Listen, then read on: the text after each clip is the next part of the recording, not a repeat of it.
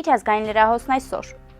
Եվրասիական տնտեսական միությունից Հայաստանի հնարավոր դուրս գալը Եվրամիությանը միանալու շուրջ բանակցությունների փուլում կարող է զգալի վնասներ հասցնել Հայաստանի տնտեսությանը։ Այս մասին հայտարարել է Ռուսաստանի Դաշնության անվտանգության խորհրդի քարտուղար Սերգեյ Շոյգուն։ Սերգեյ Շոյգուի խոսքով դա Հայաստանի համար կարժենա երկրի հնայի 30-ից 40% եւ կրիտիկական վնաս կհասցնի երկրի տնտեսությանը։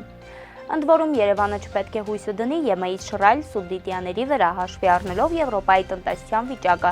ասել է Պաշտոնյանն, նա հիշեցրել է, որ Երևանը պետք է ստանդարտների եւ սերտիֆիկացման ամբողջ համակարգը համապատասխանեցնի ԵՄ պահանջներին։ Շոյգուի խոսքով Հայաստանը ստիպված կլինի նաեւ միանալ եվրոպական պատժամիջոցներին եւ Եվրամիության ռազմաքաղաքական որոշումներին։ Պաշտոնյանն նշել է, որ պատժամիջոցներն ուղղված կլինեն ոչ միայն Ռուսաստանի եւ Բելարուսի, այլև Իրանի դեմ։ Իրանի իշխանությունները դեռ ուսումնասիրում են Միացյալ Նահանգների նախագահ Դոնալդ Թրամփի նամակը։ Այս մասին այսօր հայտարարել է Իսլամական Հանրապետության արտաքին նախարար Աբբաս Արաղչին։ Նրա խոսքով իրանական կողմը կդիտարկի Թրամփի նամակում առկա թե հնարավորությունները եւ թե սպառնալիքները։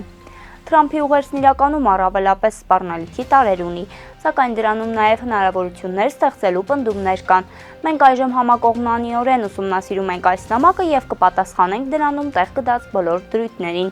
նշել է Իրանի արտգործնախարարը։ Ավելի վաղ Axios կայքը տեղեկացրել էր, որ Թրամփը Իրանի գերագույն հոգևոր առաջնորդ Ալի Խամենեիին ուղղված նամակում Թեհրանին 2 ամիս ժամանակ է տվել միջուկային նոր համաձայնագրի կնքման համար։ Ռուսաստանի Դաշնության նախագահ Վլադիմիր Պուտինն ուղերձ է հղել սիրիական պետության ղեկավար Ահմեդ Ալ-Շարային։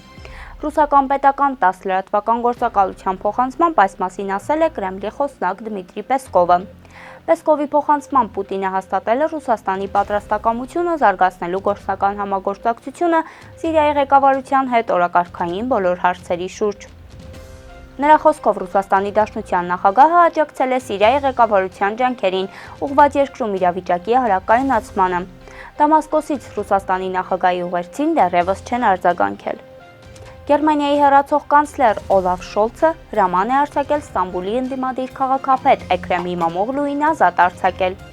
Ստամբուլի քաղաքապետ Էքրեմ Իմամօղլուի ձերբակալությունը շատ վատ նշան է, այսօր հայտարարել է Օլաֆ Շոլցը։ Նրա խոսքով Ստամբուլի քաղաքապետի ձերբակալությունը չի կարող ազդեցություն չթողնել Թուրքիայի եւ ԵՄ-ի հարաբերությունների վրա։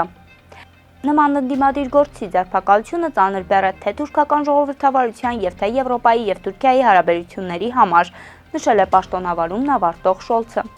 Թուրքական ընդդիմության ամենամեծ ժողովրդականություն վայելող գործիչը ձերբակալվել է մարտի 19-ին, վաղ առավոտյան փողերի լվացման, անօրինական եկամուտ ստանալու եւ ֆինանսական միջոցների սպերային հոսքին առնչություն ունենալու կասկածանքով։ Թուրքական լրատվամիջոցների փոխանցմամբ այս գործով ձերբակալվածների ընդհանուր թիվը հասնում է 100-ի։ Չնայած Միացյալ Նահանգների նախագահ Դոնալդ Թրամփի վերջին հայտարարություններին Կուրսկում կռվող ուկրաինական ստորաբաժանումները շրջափակված չեն։ Նման պնդում է արել բրիտանական Ռոջերս գործակալությունը եվրոպացի եւ ամերիկացի պաշտոնյաներին վկայակոչելով։ Գործակալության փոխանցմամբ 3 ամերիկացի եւ եվրոպացի բարձրաստիճան պաշտոնյաներ, որոնք ծանոթ են իրենց երկրների հետախուզական ծառայությունների զեկույցներին, պնդում են, որ ԱՄՆ եւ Ռուսաստանի նախագահների վերջին հայտարարությունները իրականությանը չեն համապատասխանում։ Վերջին մի քանի օրերին ուկրաինացիները Կուրսկի մարզում նահանջել են, սակայն շրջապատման մեջ չեն գտնվում։